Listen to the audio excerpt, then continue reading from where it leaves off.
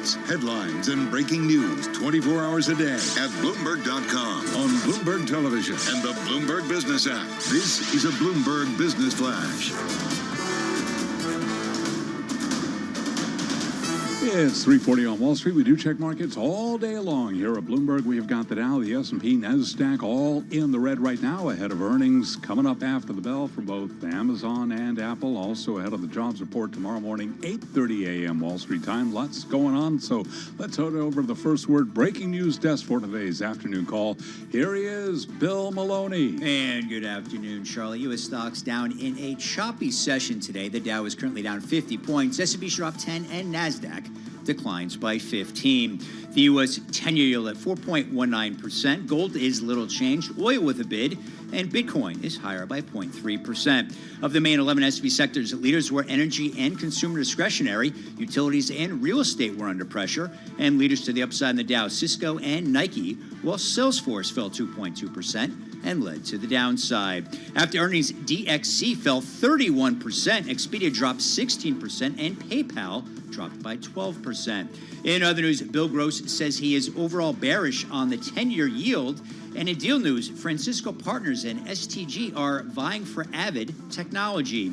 Wrapping things up, some of the names pointing after the bell tonight are Apple and Amazon. Live from the first breaking news desk, I'm Bill Maloney. Charlie? Okay, we thank you very much, Bill. And to hear live breaking news over your Bloomberg, type Squawk SQUA on your Bloomberg terminal. I'm Charlie Pellet. That is a Bloomberg Business Flash. I'm driving in my car.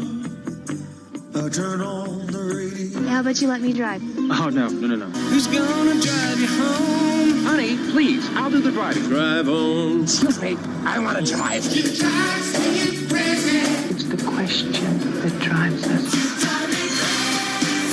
This is the Drive to the Close That funky music will drive us till the dawn. on Bloomberg Radio. All right, well, we got fewer than 17 minutes on the way to close right now. And despite some of the selling yesterday, we're seeing a bit of stability in the broader markets as we wait to hear results from Apple and Amazon. Taking a look at what's going on the S&P 500, we're down 0.2%. The Dow down 0.1%. The NASDAQ down 0.1%. Here to discuss the big picture as well as today's trade is Beata Kerr, Chief Impact Officer at the Copia Group. It's a private equity firm. Beata was, though, formerly co-head of investment and wealth strategies at Bernstein Private Wealth Management. So we know that even though she's at a PE firm now, she does not ignore the public markets. Beata, good to have you with us this afternoon. First of all, what's a Chief Impact Officer do? Well, thanks for the question, and thanks for having me. You're right. Public markets and private markets are very correlated, and impact is very correlated to investment. In the Copia Group, we are focused on providing capital to lower middle market companies, in particular diverse-owned businesses. And as an impact officer, I'm focused on measuring the impact of our capital, which ultimately we think will help narrow the wealth gap for underrepresented communities in the U.S. When you say providing capital, do you mean you're investing in these companies as a private equity partner, as a venture capital partner, or using private credit?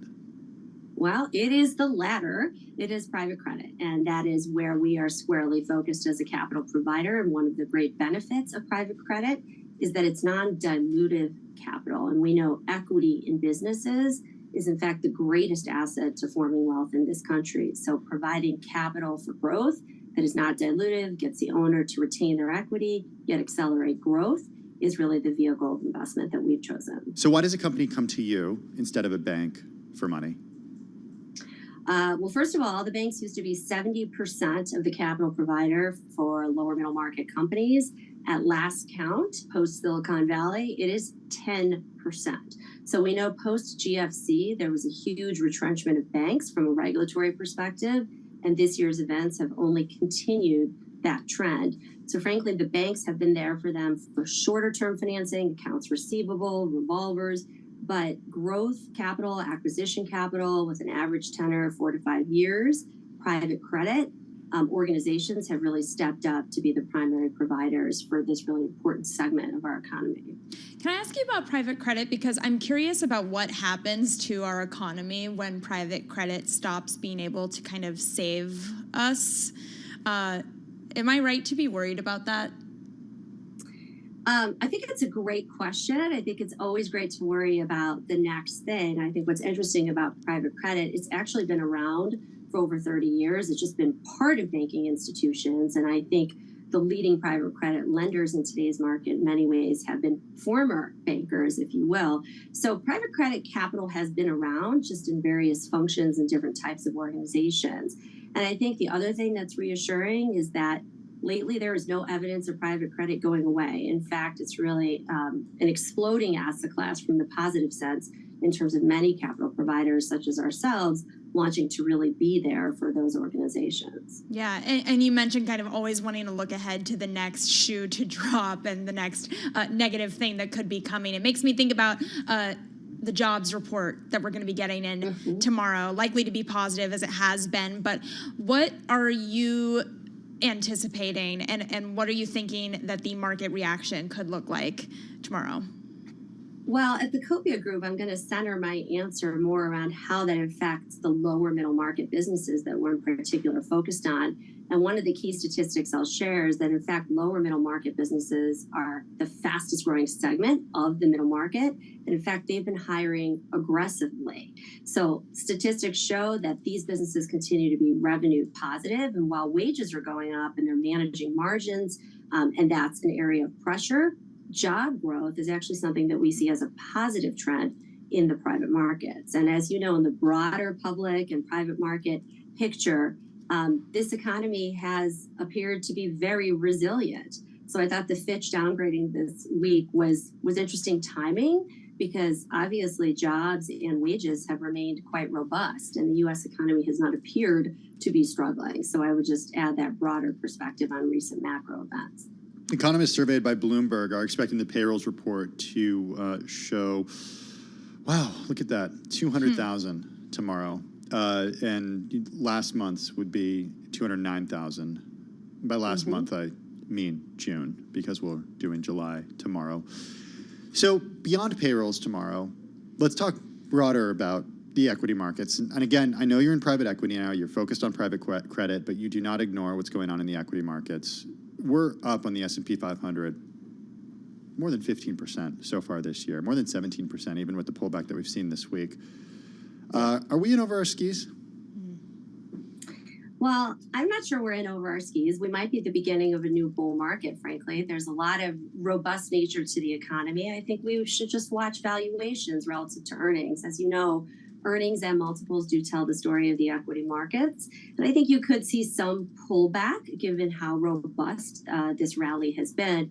But another thing to point out about the rally is remember how narrow it has been. It's reminiscent of prior equity rallies where you had a couple of key names, note in the technology space, really driving most of the return. So I think kind of bringing it back to private credit, I think what we're seeing is a lot of enthusiasm from allocators that might be long-term optimistic about equities, but feel really great about investing with companies that are cash-flowing businesses and yield in the meantime, while there might be some ongoing volatility in the equity markets. How much do you think about big earnings like Apple and Amazon today in your kind of overview on your work? Not that much. You know, what affects our earnings and what happens to our companies is ultimately Fortune 500 growth does affect the types of companies we're looking at because we're looking at investing in healthcare and business services and logistics, in distribution and in food. So of course the supply chain is going to flow through to lower middle market businesses. And in particular, what we would note is commitments to invest with diverse suppliers is a net benefit to the opportunity set that we see here at the Copia Group. Right. So, of course, the overall economy matters. Day-by-day earnings, especially, I'd say, for the tech companies, a little bit less of an area of focus for the sectors that we're keying in on. Beata, just 10 seconds. What's your recession outlook for the next 12 months? I think we're in a soft landing scenario. I think I'm optimistic and constructive about the overall economy. All right, there it is. Have to end on some Soul Asylum. Sarah, great choice. Nice job. We love the music. We do love the music here. Beata Kerr, Chief Impact Officer at the Copia Group, we really thank you for taking the time today. We're just about 10 minutes away from the close. You're listening to Bloomberg Business Week, and this is Bloomberg Radio.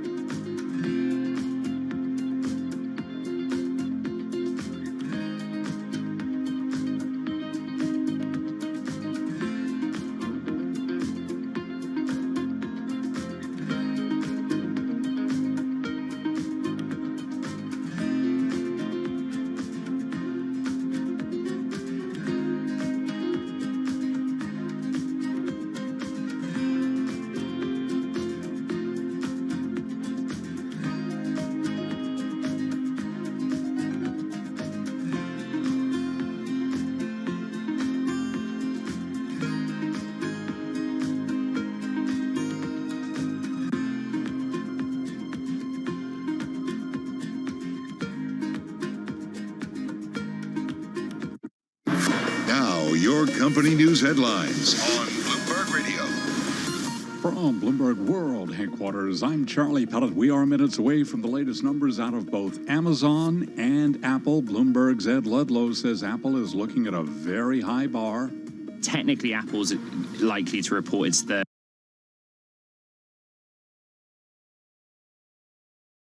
due to decline. And that's Bloomberg's Ed Ludlow.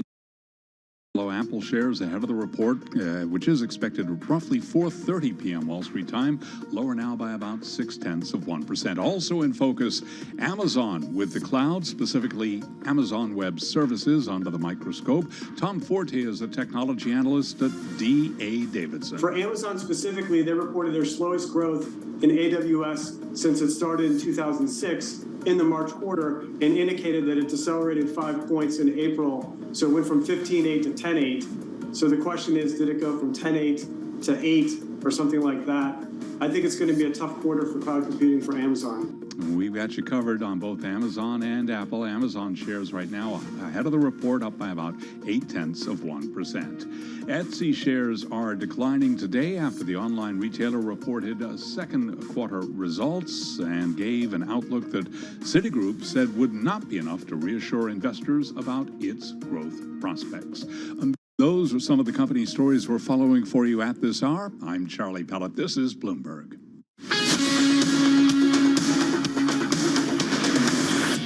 You're listening to Bloomberg Business Week with Carol Messer and Tim Stenivek on Bloomberg Radio. It's Bloomberg Business Week. Tim Stenivek and Madison Mills, live from the Bloomberg Interactive Brokers studio in New York.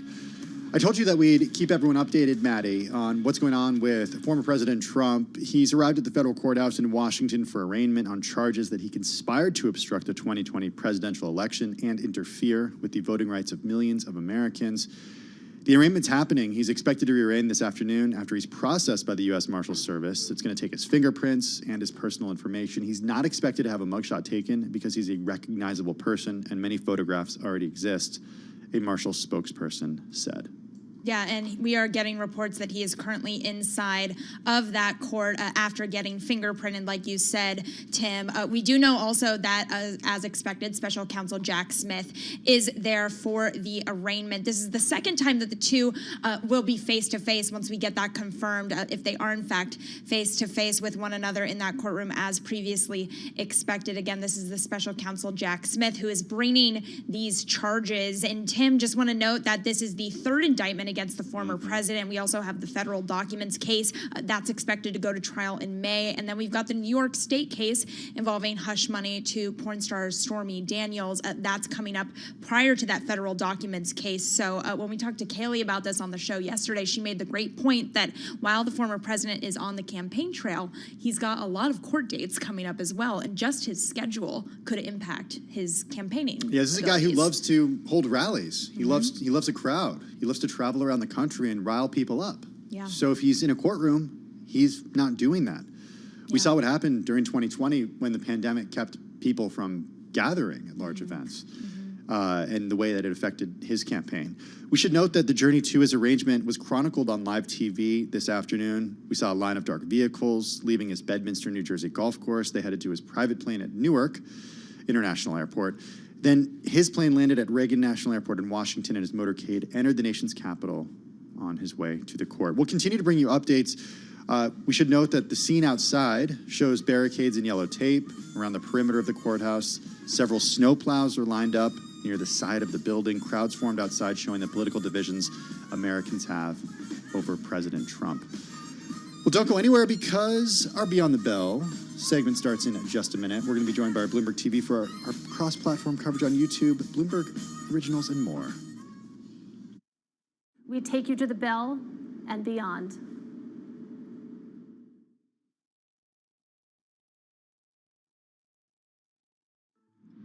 Beyond the Bell, Bloomberg's comprehensive cross-platform coverage of the U.S. market close starts right now. About 2 minutes away from the end of the trading day, Katie Greifeld and Scarlett Fu counting it down to the closing bell. And here to help take us beyond the bell, it's Global Simulcast, now joined by Tim Stenovic and Madison Mills. We bring together all of our audiences, Bloomberg Television, Radio, YouTube, Originals. Tim, I think that's it. I think you got it all. I think so. Yeah. You look at the trading today, and it looks like it's a day where the after-hours trade could be more interesting than what we actually saw.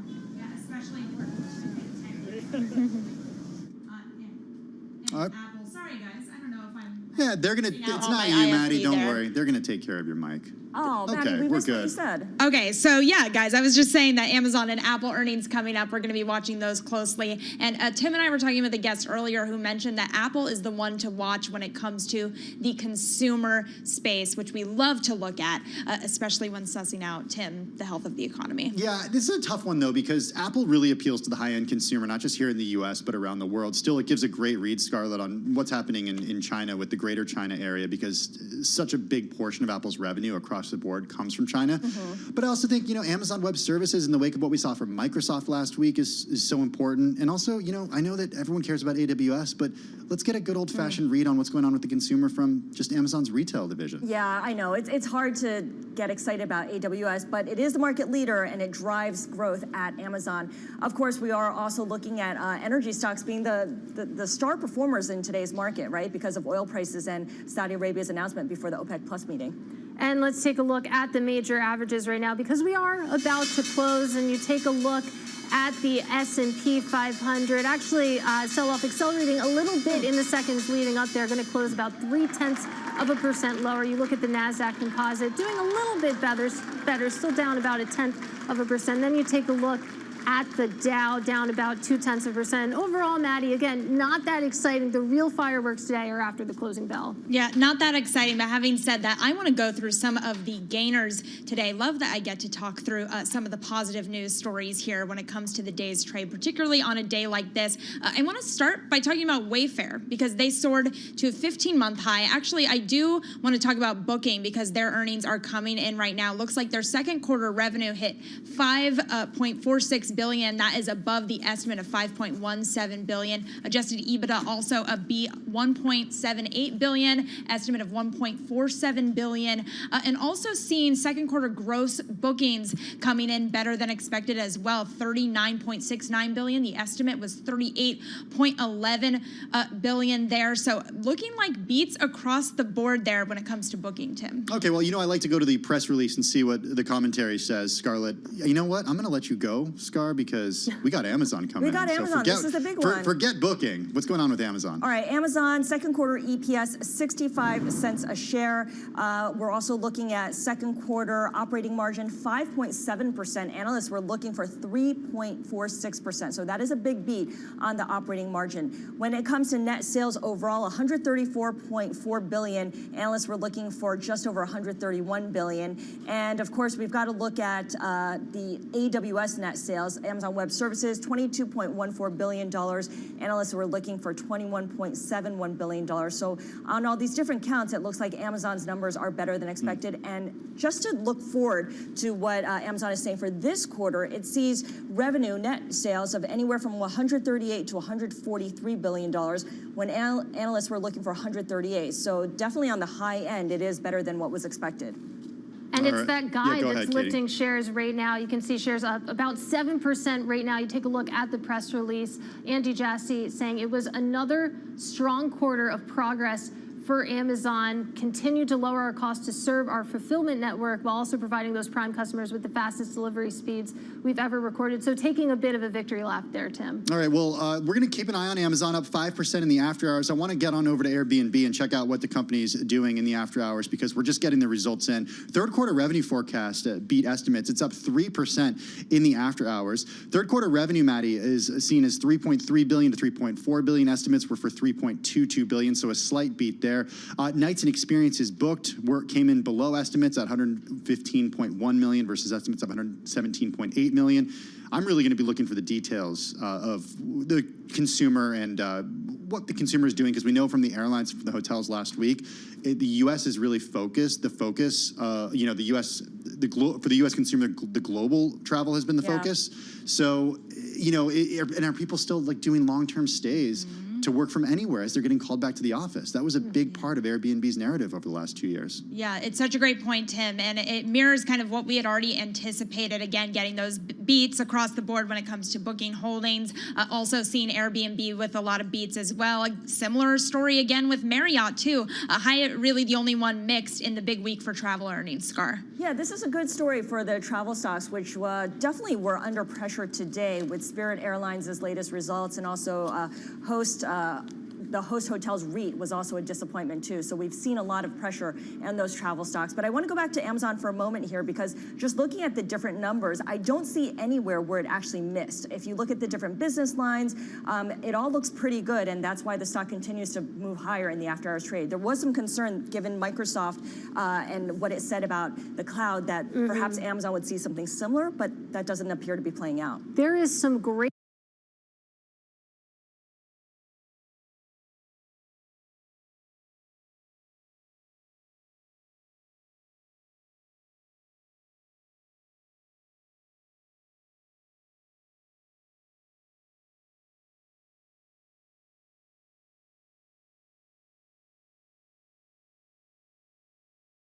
percentage points in the earnings call really matters here, even though we're seeing that big pop after hours.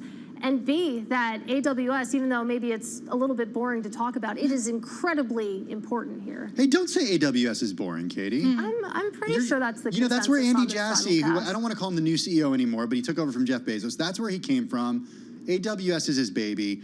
But Maddie, I was looking through these results, and if you're playing a game, to drink every time you see the AI mentioned in Amazon's report, then you would be taking a few shots, because the company has spent about a third of its first statement from Andy Jassy talking about all the work that it's doing on AI, generative AI that makes it easier and more cost-effective for companies to train and run models, customizing large language models to build generative AI applications using Bedrock and write code much more efficiently with Code Whisper. This is certainly the summer of AI. Yeah, and we're seeing those AI mentions across the board. I was looking at those travel stocks earlier today. We're seeing some AI mentions. No way, really? Yeah.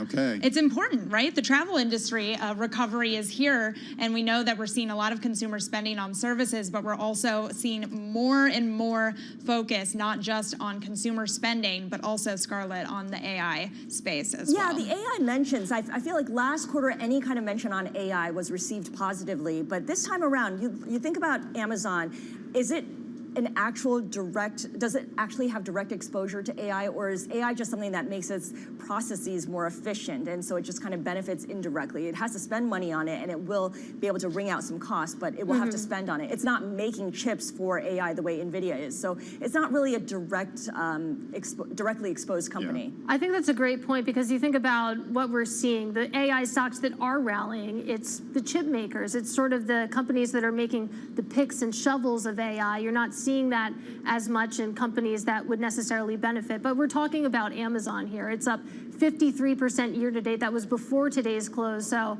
I would imagine it's benefiting in some sense from the AI boom that we're seeing, at least in the stock market. Anyone with a Bloomberg terminal right now should check out T Live and our live blog, where we've got a great team of reporters who are going through these results.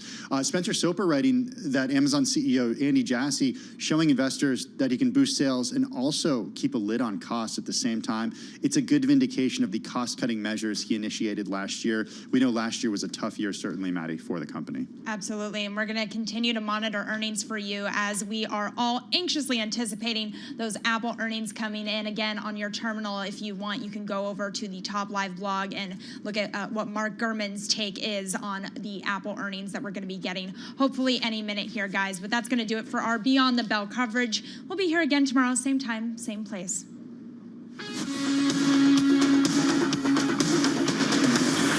This is Bloomberg Business Week with Carol Messer and Tim Stenivek on Bloomberg Radio. It's Bloomberg Business Week. Tim Stenivek and Madison Mills. We're live in the Bloomberg Interactive Brokers studio. Big thank you to our TV team, Scarlett Fu and Katie Greifeld. Just now, we brought you a lot of earnings. The big one we want to focus on, though, of course, is Amazon. Second quarter online stores net sales coming in above estimates. North American net sales for the second quarter coming in above estimates. Physical store net sales coming in above estimates. Second quarter subscription service net sales come in slightly above estimates, and operating income, that ever important one, coming in way above estimates. The estimates were for $4.72 billion, and we're seeing results of $7.68 billion. Stock up more than 6% in the post-market right now. I want to bring in senior U.S. retail analyst for Bloomberg Intelligence, Poonam Goyal, who has had exactly 7 minutes to go through this entire report. Poonam, give us the big takeaways you have. Yeah, sure. So, just looking at the press release really quickly, it looks good on all fronts. I really can't find anything bad to say today. I think what caught us by surprise, and in a good way, is really AWS. We were thinking that AWS sales would have slowed given just commentary we had heard from Microsoft, but those came in above expectations, and they said the business stabilized. Also, guidance was ahead of consensus. So overall, really, across the board, we're seeing pretty good momentum at Amazon. Well, talk to me about Amazon's retail business as well, because we know that analysts have been looking for signs that those margins are improving after their cost-cutting measures. I know that you're just looking through all of this, Poonam, but what do we know so far about that? Yeah, I think the cost cutting is definitely helping, but keep in mind that they continue to invest in that fast and free shipping and really speeding up those timelines. So I think the margin story, more than on the retail side, is just AWS returning to growth and really driving up that profitability to allow for other areas of investment is key here. But we will continue to see them really, remove costs where they're unnecessary or just not driving the ROI that we'd like to see from Amazon. I was kind of joking, Poonam, a few minutes ago when I talked about, having to take a drink when you saw a mention of AI, just because it's totally what investors want to see. And again, I know you're a retail analyst, senior retail analyst for Bloomberg Intelligence, but we can't talk about Amazon without talking about AWS. And a big portion of Andy Jassy's statement is dedicated to what AWS has been doing when it comes to generative AI in the cloud. What do investors need to know about that? Yeah, I think AI is going to be in every single conversation we hear from here on for many years to come, whether it's retail or tech companies. And Amazon will continue to invest in AI and will continue to use it as a competitive edge, whether it's for AWS or even for its online business, both on the cost side as well as on the marketing and sales side, where it can really tailor assortments to better meet customers' demand and really drive up that conversion. So we don't see that conversation going away at all. It is going to take center stage. How we're going to determine the actual ROI from each of those initiatives within AI is probably going to be a little harder to really tell. One of the other things that I'm fascinated in, because I'm such a participant in it, is the Prime Day event. Looks like in the earnings report, more than 375 million items purchased, customers saving more than $2.5 billion. Poonam, I know that the market typically sloughs off Prime Day, but what does the earnings statement tell you about both Prime Day and the future of Amazon as kind of a retailer that consumers are going to go to for these purchases? Yeah, I think Prime Day is an important event for Amazon. They hold it twice a year, and they already spoke about it once right after the event, where they said that the first Prime Day was actually the biggest online sales day in their history, which means it surpassed Cyber Monday last year as well. So that's encouraging, and it tells us that the consumer is seeking value, and they go to Amazon to find that value. We're in a period of time where the consumer is really stretched on their dollars. Discretionary spending has been mixed and slowing. As we move into the back half of the year for the all-important holiday season, Amazon needs to continue to stay on top of consumers' mind, show their value promise, and also show that they can have a pretty broad assortment at a good price and can get it to you fast for no cost if you're a Prime member. Is Amazon where you find value, though? Has it positioned itself as a value leader, especially in relation to and in comparison to Walmart and what Walmart's trying to do with its own Prime competition? Absolutely. I think, when you think of value, Amazon definitely provides value, especially when you look across Amazon's owned brands, right? I think that's where they can press the pedal a little further. Amazon basic items are provided at a pretty good value to consumers. And then more than value, it's about convenience, right? It's the fact that you go to Amazon and you type in that you want the cell phone charger, and there you go. You have a laundry list of cell phone chargers that you could choose from, some branded, some non-branded, and you can get them same day. Okay, you're reminding me about advertising revenue. What's Amazon doing? What are we seeing with the most recent quarter when it comes to ad revenue? great. It was up 22% in the quarter and continues to be a driving force for Amazon. They're doing really well on the advertising front. We continue to expect to see double-digit gains there. And remember, advertising is that one business that probably could boast the highest profit margins, even better than AWS. So as Amazon scales that business, it's only going to continue to help drive its bottom line. They also mention in the report the premieres of additional Amazon original films and series. Of course, the Emmy-winning Marvelous Mrs. Maisel on some other great performers for them. Is there anything of note to you when it comes to the Prime Video story in this earnings statement here? Yes. So, we just ran some data earlier this month, or last month, I should say, in July. The Summer I Turned Pretty was released on July 13th, and that's season 2, and we saw a huge uptick in downloads on Prime Video.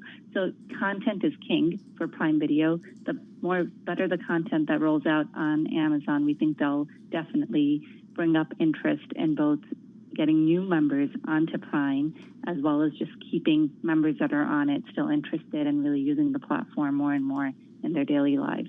Poonam, before we let you go, talk to us about how to read into the strength of the consumer. You said that the consumer's stretched right now. They're looking for value.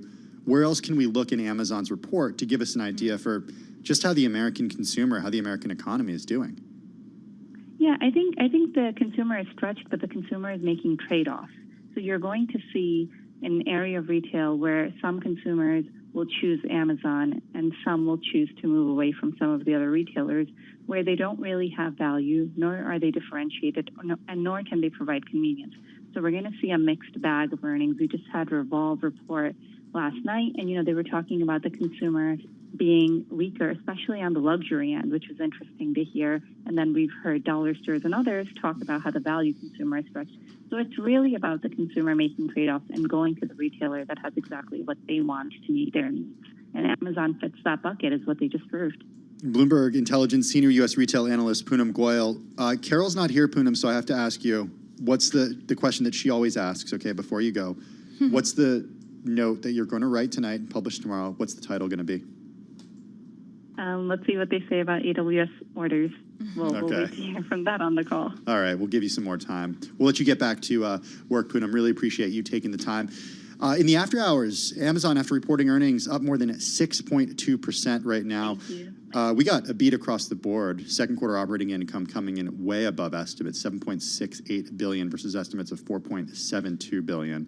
Physical stores, net sales coming above, online net stores coming in above expectations as well. And a reminder to our audience, Maddie, as of the market closed today, the weightings of the two companies that are reporting or have reported, or one more will report at 4:30, Apple that is, 7.5% of the S&P 500 is Apple's weighting, and Amazon's weighting is 3%. Yeah, so kind of a big day, I guess, when it comes to... Kind of a big day when you have more than 10% of the S&P 500 reporting in just two companies. Yeah, well, and another piece of history being made today as former President Trump is entering the courtroom. He's inside the courtroom for his arraignment on those January 6th charges. This is his third indictment as former president here, again, appearing in a federal courtroom in Washington to be arraigned on those charges that he conspired to remain in office despite the loss of the 2020 election. So we are going to dig into this story right now. We've got Bloomberg law host and legal analyst June Grasso, and we've also got Bloomberg U.S. legal reporter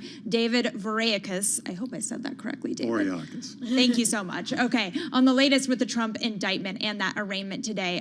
David, I want to start with you because we've gotten used to covering this type of event here when it comes to the former president.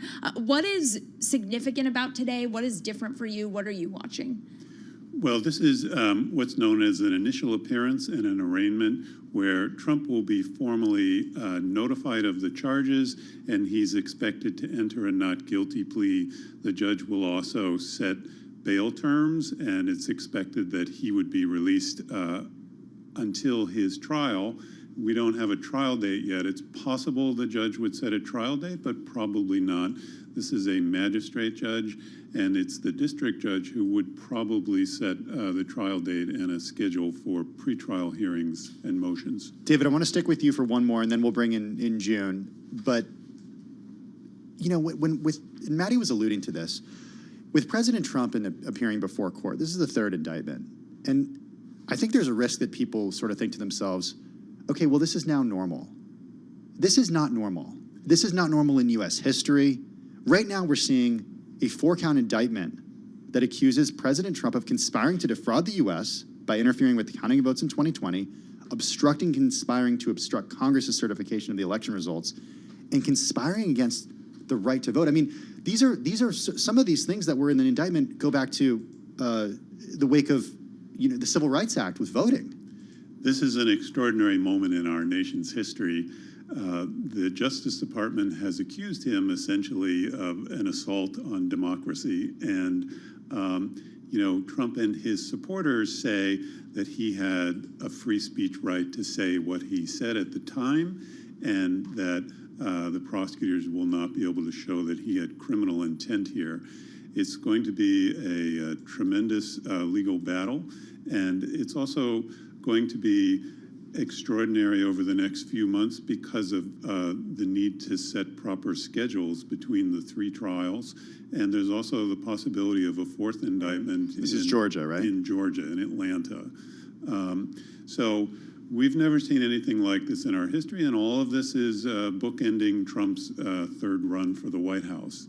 I just quickly want to stick with you on the Justice Department because you mentioned that. I'm curious about how much feedback we're going to see the Justice Department getting in terms of the criticism that this is political, that this is a political move.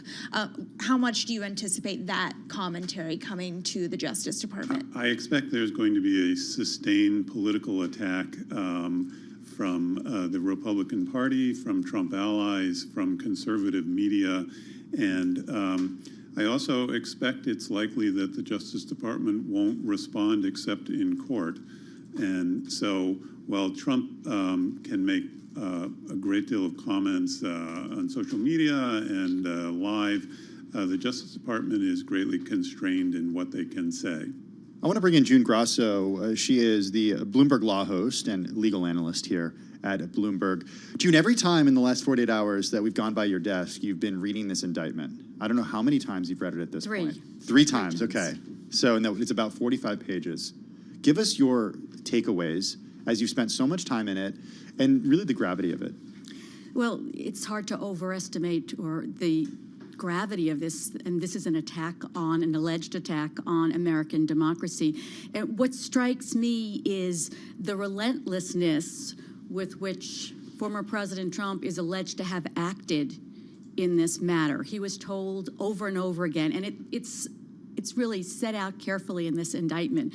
So they talk about how many times he was told and how many people he was told that the elections were fair. And they list, and that's why I think it's important for people to read this. They list, for example, the defendant's vice president, the senior leaders of the Justice Department, Director of National Intelligence, Department of Homeland Security, Cybersecurity and Infrastructure Security Agency, senior White House attorneys, senior staffers on the defendant's reelection campaign, state legislators and officials, state and federal courts. All those people in different ways told President Trump that there was no fraud in the election, and still he went forward and repeated the same things that they had told him were false. For example, he said more than 10,000 voters in Georgia were actually dead. He said that there were 205,000 more votes than voters in Pennsylvania. These on and are on. all things on. demonstrably untrue. Yes, and all suitcases of fake votes being counted in Georgia. Conspiracy theories. If you look at this, if you read it, you'll see how the special counsel has laid out each and every detail, though I'm sure he has not given all the details out in this, and it's overwhelming. I would also point out there's going to be a legal question of did Trump really believe these claims that there was fraud in the election? And how do you prove that, though? Well, they have a lot of people around Trump who said that he told me this or he told me that. They can use direct statements from his aides. They can also use circumstantial evidence. And it may be that he was repeatedly told that your fraud claims are not true, and he believed it anyway. And so the burden is on the Justice Department and the prosecutors to prove what was in his mind. Well, and June, I know you know this so well, but on the second page, the indictment acknowledges that former President Trump had that First Amendment right to lie. Talk to me about the distinction that's made in the indictment about the difference between that right and what was done. So it's surprising to me that Donald Trump's lawyers are still advancing a First Amendment defense, because obviously the special counsel has written this in a way to try to deflect any First Amendment claims. So there's a difference. First Amendment is speech. What they're alleging here is conduct. And there's a big difference in speech and conduct, because with a conspiracy, with any conspiracy, there are going to be usually words spoken. And that doesn't make it a First Amendment claim. It's the conduct that is at issue here. So the way he's written this is to say, yes, you can say this. Yes, you can even say that the election was false, but that doesn't make it a First Amendment claim. So it's kind of surprising that seems to be the main thread of the defense here. What do we know about the co-conspirators mentioned in the indictment too, June? I know there's a lot of speculation about that, but having read it so many times, what can you tell us? Well, I think we have identified at least 5 out of the 6, and it could be that we've identified the 6th one, but I don't want to say anything at this point. But so it's Rudy Giuliani is very obviously conspirator number 1. John Eastman's attorney has said that he is conspirator number 2. You had Sidney Powell, the lawyer who appeared on with so many wild theories, and Jeffrey Clark, who is a former assistant attorney general, and then Kenneth Chesborough, who is an appellate attorney. Those are the unnamed co-conspirators, and the question is the special counsel going to name them at some point and charge them? Because if he names them, he's going to, in an indictment, he has to charge them. So well, that's where I want to bring David in, because there's a chance, David, that if you're Rudy Giuliani right now, maybe you're being advised to cooperate with special counsel Jack Smith. And talk to us about that process there. It's hard to tell for sure from the indictment whether any of the co-conspirators are cooperating, although there is that possibility. There's one tactical reason that Jack Smith may have only charged Donald Trump, which is if you bring in more defendants, then that could prolong the trial and the proceedings. And it seems, as June suggested, that they want to make this as streamlined as possible to get in the trial before the election. I can tell you, go ahead, I just June. want to say one thing. Yeah. I am sure that co-conspirator number 2, who is John Eastman, the attorney, is not cooperating because his attorney said that he's going to send a brief to the special counsel next week, setting forth all the reasons why he should not be charged, that he was acting as June, counsel. We're getting a headline right now that President Trump expectedly has pleaded not guilty to 2020 election charges. So no big surprise there, but... And he also said that, just to finish the thought, that if he is charged, he will not cooperate. He will not take a plea. So at least he's out of the game. So, David, I guess it raises the question of one that I wasn't able to answer when a colleague asked me earlier today when I was preparing for this interview with both of you and preparing for him to be at court. Is President Trump going to go to prison? I couldn't answer the question. Well, first of all, that suggests that he'll be convicted. He has to be convicted, and it's possible that he could. He faces up to 20 years on the most serious charge. That's just on one charge. Right, but the way the federal sentencing works is usually white-collar defendants would serve considerably less time. So I can't answer the question of whether he's going to prison for sure, but I could say that he can run for president under indictment. He can run for president if he's convicted. And even if he goes to prison, he could run for president. There's also the possibility that if he's elected, he could pardon himself. This is something that legal analysts have been talking about, and it's kind of extraordinary and unprecedented. But we don't know quite how this will play out, but it seems to be a distinct possibility. I've talked to lawyers, and they seem to be split on whether or not he would be sent to prison. Some lawyers I've spoken to said, well, he could be sent to a country club prison like they have out west, and we've heard about those prisons, right? Or he could be placed under some kind of house arrest arrangement in Mar-a-Lago. Others have said that it might be that the president who is in office at the time might do something like think that, okay, he's had enough right now, he's been exposed, and might themselves grant him clemency of some kind. So I don't know if the judge would. The judge here is a very tough sentencing judge, so I'm not sure she wouldn't send him to prison if convicted. Well, David, what about Georgia, the potential fourth indictment. Correct me if I'm wrong, but that's one that he couldn't pardon himself from. Right. The original indictment by the Manhattan DA, Alvin Bragg, and any possible indictment by Fonnie Willis in Atlanta, she's the Fulton County DA, are not subject to pardons or clemencies under the federal system. So it seems that those are charges that present particular peril for Trump, but it also seems that it's almost certain that that the special counsel would like to go first. Well, it's interesting in June, I know you know this so well, the special counsel is going to focus on the idea that Mr. Trump was not delusional at the time. Is there any chance of that changing because it would save him from prison time? I don't think so. I think that, in order to prove his case, he's going to have to prove that Donald Trump had intent, as David was saying. And, that's true of any crime, that you have to prove intent. And I think that there's no way that the special counsel would deviate from that or in any way say that Donald Trump was not of sound mind in this. The defense may try that, but no, seriously, I just don't think that. I mean, some of the defenses that they've put out are what we said, First Amendment, advice of counsel.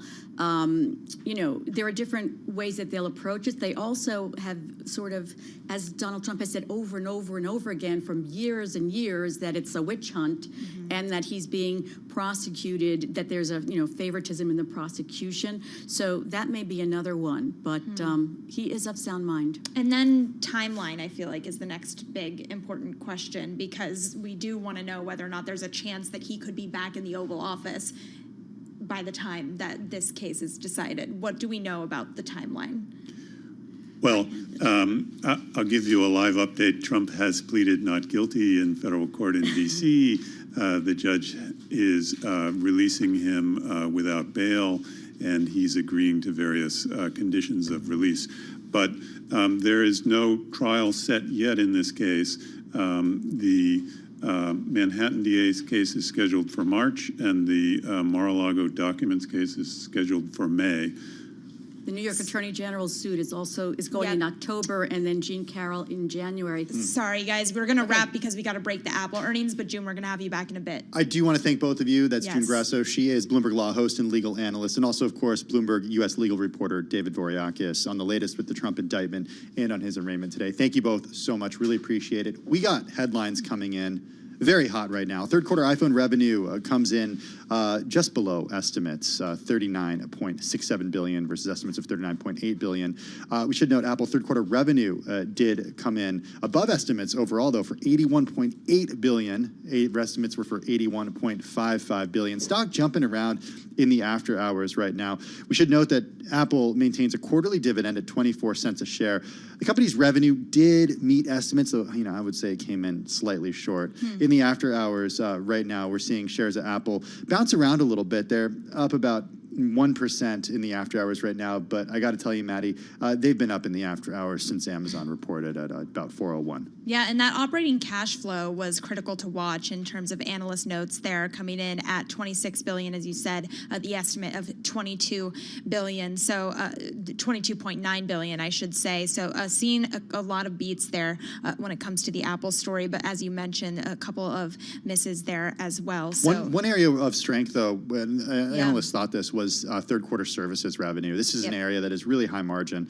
Of course, it's services. It used to be software and services. It's now a $21.21 billion business in the last quarter. Estimates were for $20.77 billion, so certainly a bright spot there. Third quarter earnings per share coming in above estimates as well at $1.26 versus estimates of $1.20. Like I said earlier, iPhone revenue coming in shy of estimates. Apple's overall revenue, though, for the quarter meeting estimates. Wearables, home, and accessories coming in just shy of estimates. Mac revenue coming in just above estimates. Greater China, a really important one, came in above estimates at $15.76 billion versus estimates of $14.59 billion. Yeah, and just looking through the earnings statement here, looking at Apple CFO saying our June quarter year-over-year business performance improved from the March quarter, and our installed base of active devices reached an all-time high in every geographic segment. It looks like those active devices really being hammered in on in this Apple statement here. The CEO, Tim Cook, of course, also saying from education to the environment, we're continuing to advance our values while championing innovation, Tim. All right, well, plenty of news to get to. Fortunately, we go from Amazon earnings to the latest with President Trump's indictment to Apple earnings, and we've got great guests for all of them, including our next one, Thomas Thornton, president and founder of hedge fund Telemetry, on the latest Apple earnings, joining us. You have, Tom, had only, wow, look at this, 3 minutes to go through these numbers, but give us your gut reaction here. You know, it looks like it's pretty much in line. I think everybody was expecting services to offset the weaker hardware, and that's generally what we got. Mac was a little better, iPad a little lighter. EPS was better, and revenues were sort of in line. I think I'm a buy-sider, so I think that the buy side had a little higher expectation for revenues, but I think it's pretty much in line, and now we want to see what we're going to get for the next quarter. How do you think they did that with EPS? How did they get EPS to come in above estimates when revenue was just in line? What did they do on the inside there last quarter? You know, they could. I think I noticed some of their operating expenses were lower, and they've got the massive buyback, and that guy that does the buyback should be getting the biggest bonus. That's a good point. With his elbow on the buy button all day. That's a good point. That was such a great question, Thank you, Tim, of how Maddie. they got there. That I love that question. I'm stealing that for the rest of earnings for the rest of my life covering them. Tom, I want to go to you on the iPhone revenue missing estimates. I know that we kind of anticipated that, particularly because of the sluggish sales of the iPhone and some of those other devices there. But talk to me about how critical it's going to be moving forward for Apple to really dig deep into those iPhone sales, figuring out ways to get consumers to either upgrade or get new products. Well, I'm a little surprised that the iPhone sales were light.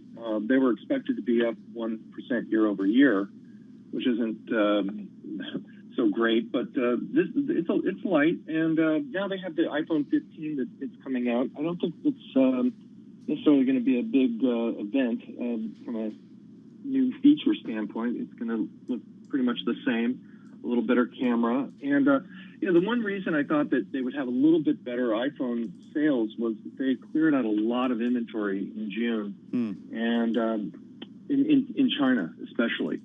So it'll be interesting to see what the management says on the call regarding that. I'm really glad you brought up China because I want to talk about the Greater China story. Third quarter Greater China revenue was a bright spot for the company, $15.76 billion. Estimates were for $14.59 billion. Dig deeper there, though. The China story is so important to Apple, and it's got a very complicated relationship with the country when it comes to how it stores its data, where its products are made, and increasingly where its products are not going to be made in the future as it transitions at least some of them to suppliers and to manufacturers who are building plants in India. Talk to us about the China story. Well, first of all, Tim Cook is the best CEO because he knows how to play the political game very, very well. He does it all the time in China, and he does it in the U.S. as well. But I think that the one thing about China that I'm a little concerned about going forward is they just announced that they're going to put limitations on children and their handsets, their phones. So that could be a little bit of a problem going forward because they did see a pickup in services. And services that's interesting. Picked up because there were a lot of games released in the second quarter in China, and then China approved them. So this could be a little bit of a headwind going forward. So let me get this straight. If a kid is not staying up late after 10 p.m. in their room playing on their iPad or their iPhone games and not buying those games or not buying products within the games if they're in-app purchases in China because China's cracking down on that, you see that as a real headwind for the company? Yeah, it's a risk. I mean, I think that they had a lot of momentum coming out of Q2, and it could be a little bit of a headwind for them. I think kids are going to try and figure out a way to, download games and play games as much as they possibly can. Maybe more now. I don't know. Yeah, but I don't know I don't know how that looks in China. How do you control for that? I truly don't know. Well, China can do a lot of different things, and then with Apple and to shut down some of the access that people can have to their phones.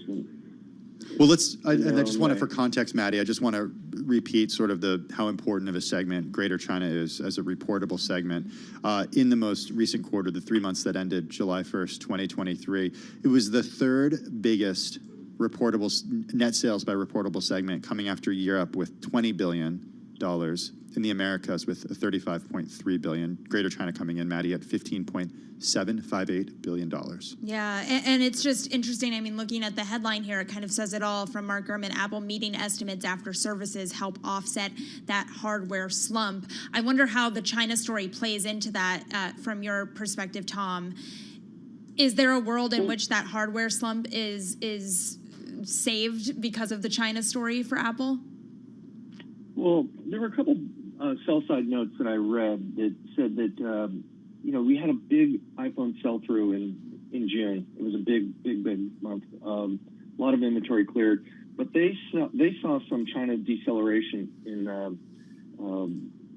July. So those are the early checks that what we're seeing right now. So it's going to be tough too with the new phone. I just can't really get too excited about it. There's been some talk about delays. Yeah. There's also that going around. Okay, so Tom, you give me the opportunity to kind of you read my mind here. I was thinking as we went into this report today, I think I forgot. I used to cover this company so closely. I used to get every new iPhone as a review model. I don't even know which iPhone I have anymore. It takes great pictures. It runs fast. It does everything I need it to do. And I don't see myself upgrading at the same rate that I used to upgrade. This is a story I've been saying for 5 years at this point. That's true. You can go back and look at the past 3 iPhones, and you've heard the bulls say, we're going to see this giant refresh upgrade cycle that's going to happen. I think this one's going to be a little tougher, too, because they are planning on raising the prices of the phones. And one thing that's probably smart for them is they're going to focus on the high-priced phone to push out a little harder out there into the market. But look, if the economy slows, if you have the college student loan repayments start to happen, I think that's going to be a little bit tough. And the other thing is, people are sort of throwing away this next quarter, and they're looking more towards the December quarter. So I think that's why the stocks moved higher in anticipation for the wide release of the iPhone 15. So I think that's kind of what's happening. The market isn't really punishing the stock too much right now. It looks like it's pretty much in line. Wait, pause for me on the student loan story. You're saying that the unpausing of student loan repayments in the fall is potentially a sizable headwind for Apple sales? Yeah, absolutely. If the average repayment is $400 a month, I think that's going to change a lot of consumers' spending plans. And certainly, again, as Tim said, if your phone is working just fine, why do you really need to upgrade to a phone that is basically the same as what you have right now? There's nothing really that exciting in the next phone that's going to have lines around the block and people waiting for the next great thing. Well, I think that's exactly why you saw the release of Apple's Vision Pro. The unveiling. I don't want to say the release. That's why we saw the unveiling in the last few months of Apple Vision Pro, Tom.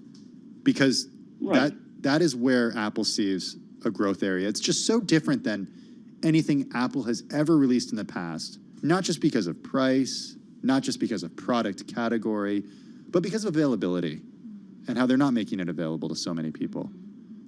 What's your read on it? Well, look, I think that Apple is flexing its muscles as far as a technology company again, and that's really nice to see. We've all been enamored with all the great technology that Apple's released over the years, and this is certainly something that is really, really stunning. The technology is just mind-blowing. I haven't seen one. Obviously, nobody's really seen it, but I just think the price point's going to be difficult, and they're not going to have this in wide release until the first quarter next year. So this is really something that they're going. I mean, it's kind of a bad thing that they're going to miss the holiday seasonal shopping for this new product. Oh, that's funny. I would really not want that under my Christmas tree, but I can imagine a lot of people would, so I understand it. I'm sorry. Rude. I'm really headsets, like I can't. I'm not the market for it, and I also feel like women don't want to wear headsets, but that's a separate story that we're going to cover. I also want to talk to you about the earnings call because I anticipate that there are going to be a lot of questions about the headset, a lot of other questions about iPhone sales, how they're planning to deal with that. What would your single biggest question be? Well, there's three things that I think they're going to talk about. And let's just start right with the obvious, AI. What are they going to say about AI? And then there's India, then the headset, they'll talk about that. And then obviously they'll talk about the iPhone 15 and how wonderful it's going to be. But AI is what people are going to be listening for. If they have something that's meaningful that they're going to release for the consumer, maybe this quarter or next quarter. What would that look like? It's probably going to be something like Siri, something in a very advanced type of search product that they'll have. I don't know. I just think it'll be interesting to see if they can come up with something that's different and unique and something that people can use on their phones seamlessly like every other Apple product. Tom, we really appreciate you taking the time and joining us this afternoon, especially only having 3 minutes to actually go through these numbers. You gave us a lot of really good stuff. That's Thomas Thornton, president and founder of the hedge fund Telemetry, joining us to talk about the latest Apple earnings. We should note we are seeing shares of Apple in the after hours down close to 0.7%. We're always told not to read into it too much until the market opens the next day. A couple other highlights from this. Apple's performance in China, surprising given other reports. Perhaps Apple is gaining market share there against Android. That, according to our own Ian King, writing on our TLive blog. Some other highlights from Apple include the China revenue coming in up 7.9% above of what it was last year. And then also, Maddie, third quarter EPS coming in above estimates. Estimates are for $1.20, coming in at $1.26. Yeah, it's such an important look at the consumer for Apple. And I loved what he was saying about student loan repayments starting up in the fall and the impact that could have on iPhone sales. Also looking at Amazon here, we have a BI note already from Poonam Goyal, which is amazing considering that she was just on our air saying that Amazon's better than expected second quarter results across each business segment show upbeat guidance and encouragement for the web giant for AWS as well. All right, well, we had a lot in the last 46 minutes. Somebody who has been standing by watching it all unfold and looking at the market reaction is Charlie Pellet. He's with us now for a check on what the markets are doing and the latest business news. Hey, Charlie. Hi, thank you very much. Let's recap and reset here. Apple reporting disappointing third quarter sales of the iPhone, its flagship product, overshadowing growing services sales of the world's most valuable company. Apple did maintain its regular quarterly cash dividend at 24 cents a share. Again, after hours, Apple down by roughly 0.8%. The other big story, of course, after the close of trading, Amazon out with a sales outlook that topped estimates on a strong performance from its main e-commerce business. Poonam Goyal is a senior retail analyst with Bloomberg Intelligence, and she was a guest right here on Bloomberg Business Week. So I think the margin story, more than on the retail side, is just AWS returning to growth and really driving up that profitability to allow for other areas of investment is key here. But we will continue to see them really, remove costs where they're unnecessary or just not driving the ROI that we'd like to see from Amazon. And after hours, that stock surging now by 6.6%. Stocks lower today across the board as a slide in the world's biggest bond market deepened ahead of the jobs report tomorrow morning. Beata Kerr is Chief Impact Officer at the Copia Group, and she was a guest right here on Bloomberg Business Week. Earnings and multiples do tell the story of the equity markets. And I think you could see some pullback given how robust this rally has been. But another thing to point out about the rally is remember how narrow it has been. It's reminiscent of prior equity rallies where you had a couple of key names, note in the technology space, really driving most of the return. And you can hear more of that conversation on the Bloomberg Business Week podcast. You can download it wherever you get your podcasts. S&P today down 11 points, down 0.2%. The Dow down 66, also down 0.2%. NASDAQ down 13, a drop there of 0.1%.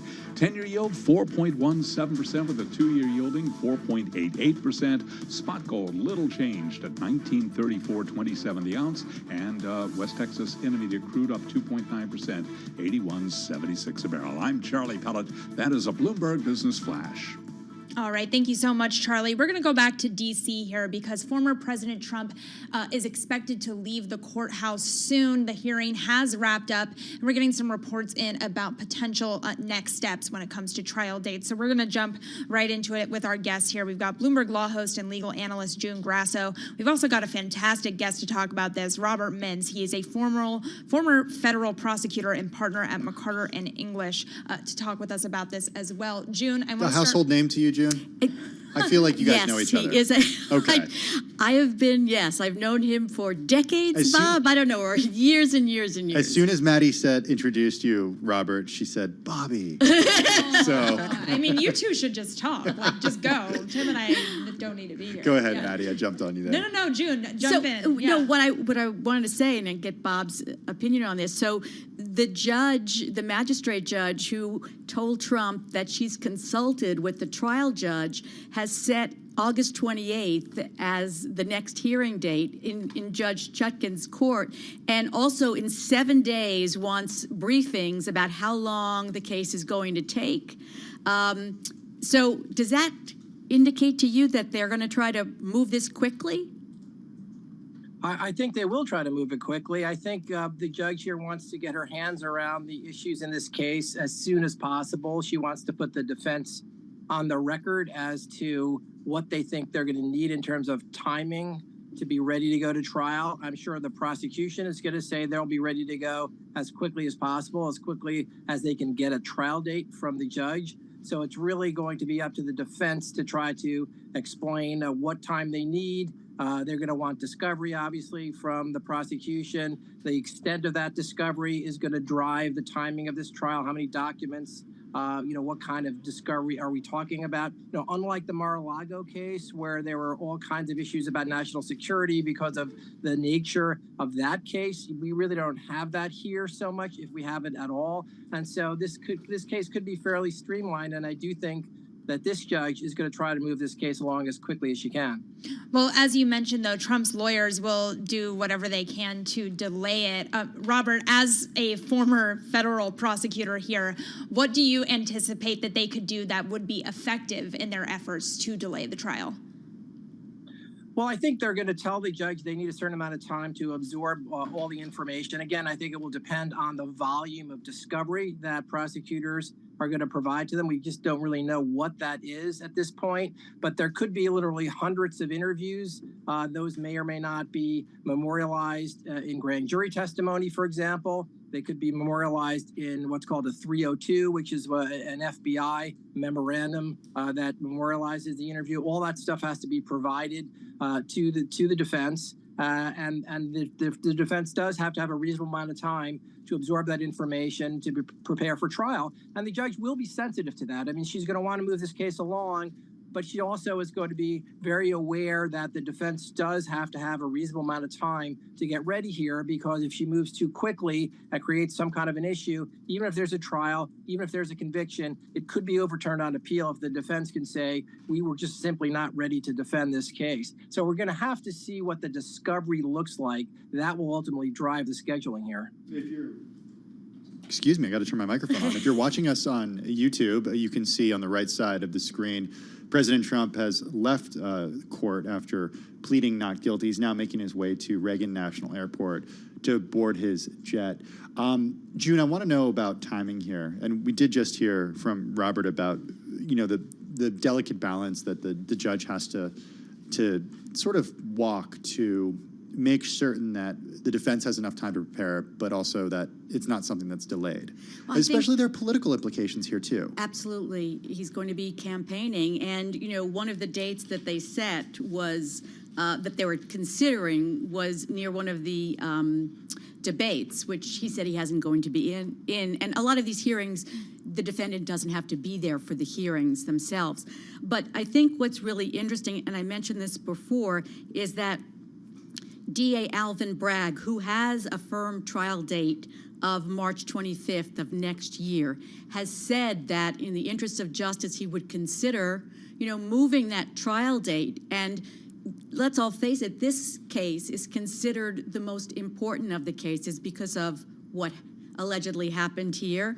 And so I would think that this is the case, and it'd be interesting to see whether the prosecution is going to try to move this case faster than the classified documents case, which, as Bob and I have discussed just recently, the classified documents case seems like it's more straightforward, but you have all those classified documents that have to be dealt with. And another thing is, John Laura, who is one of Trump's attorneys, was on, I think it was CNN the other night, and he was saying that this trial could take 9 months or a year.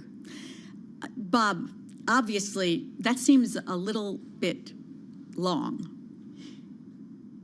Well, it is and it isn't. I mean, I've tried lots of cases in federal court and defended them, and it's not that unusual to have a trial that ultimately goes to trial, a year or more after the indictment. But again, that depends on a lot of other factors, like the volume of documents that the defense has to review and analyze, whether they need to engage experts, for example, in a financial fraud case. The defense is going to say, judge, you need to hire an accountant, a forensic accountant to go through all this.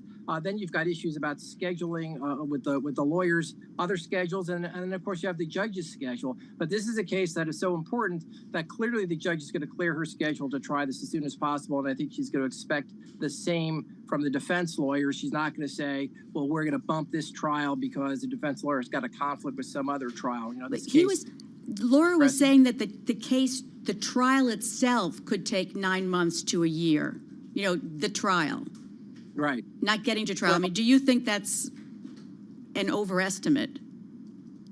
Yeah, I mean, it certainly is, because the length of the trial is going to be largely driven by the prosecution, right? I mean, in any case, what typically happens is, most of the witnesses, and many times all of the witnesses, are prosecution witnesses. The defense usually does not put on many witnesses at all. Now, that's not to say that in this case they may not call some witnesses, but the government bears the burden of proof. Obviously, the government has to prove each and every element of the case beyond a reasonable doubt. And so the burden is on them to put the case on. It's their case. They can streamline this case as much as they see is necessary in order to move it along. I see no way this case would last a year to try. That's just hyperbole. That's never going to happen. Robert, I want to jump in because we don't have a ton of time, and given that you're a former federal prosecutor, you're now a partner at McCarter and English as well. How strong is the government's case? Well, I think it's a pretty strong case, but I do think there are some defenses here, and the defense here has already alluded to that. This is a case that's going to be tried in the court of public opinion long before it ever gets to the courtroom. That's clearly the defense strategy here. They're looking for some type of jury nullification, which means they have to convince just one juror to not vote to convict, regardless of what the evidence is, if they believe that the entire process has been rigged. I think that's what they're shooting for here. But they are going to raise the First Amendment issue, that this is really a free speech case, and they're also going to raise this advice on lawyers. They're going to say that President Trump relied on the advice of these counsel, and as such, he's allowed to rely on that, and that's a defense. If those lawyers were wrong, it's not his fault. He hasn't committed a crime. Well, I also want to ask about the point that you made earlier, June, about the timelines of the different cases here. Yeah. Bob, I'm curious, from your perspective, what's the right strategy for that? Well, first of all, they can't really control Alvin Bragg, as June said, but he's already agreed to step back, which makes a lot of sense. So we really have these two federal cases at this point, unless the DA in Atlanta also jumps into the fray here. I think if I'm the special counsel, I'm looking at that case at Mar-a-Lago. I do think there's strong facts, but it's not as compelling a case. And the defense, frankly, does have a better argument, given the classified documents, that this case is going to take a long time. So I think we're going to see the government double down on this case and try to push this forward as quickly as they can. Especially because in Florida, they had a superseding indictment adding another defendant, which makes it a little more complicated. They have now three co-defendants. So that's another reason why that case may lag. Robert, if you are special counsel Jack Smith right now, how confident are you feeling about this? I think he's pretty confident. I think there's obviously a lot of evidence out there. His indictment was incredibly detailed. It showed a lot of work that the special counsel's office had done. They've done a lot of interviews. They've got statements, obviously, from Vice President Pence, former U.S. Attorney General Bill Barr. I mean, there's all kinds of people there who obviously were giving advice to former President Trump that the election was not stolen, that he didn't win the election, and he went on to make these statements anyway. They also have his statements. And I also think the prosecutors are holding back some of that evidence. They're not going to show their entire hand in this indictment. So I think there's more to come when this case actually goes to trial. Yeah, Mark Meadows, just mentioned as chief of staff in passing a couple of times. Now, you got to wonder if he's not a co-conspirator, is he cooperating? Does he seem? Yeah, you're not going to. You already went through the co-conspirators, Jan. No, he's not. No, he's not. No, he's not. He's not one of the co-conspirators that are unnamed. Oh, so you're saying? But I'm speculating okay. that since he's not, and he was so involved in what Trump was doing, I mean, he was on the phone call with the Georgia Secretary of State. Remember that? And I'm speculating: is he then cooperating, and that's why he's not listed? That's a great point. All right, we're going to have to leave it there, guys. Really appreciate both of you joining us this afternoon. A special thanks to our guests, Bloomberg Law host and legal analyst June Grasso, and also Robert Mintz, former federal prosecutor and partner at the law firm McCarter & English, joining us to talk the latest with President Trump. We should know President Trump is heading back to Reagan National Airport. He's pleaded not guilty. He's getting close to the airport where he is going to leave the Washington, D.C. area. We got much more coming up on Bloomberg Business Week, including the new cover story. You're not going to want to miss it. This is Bloomberg.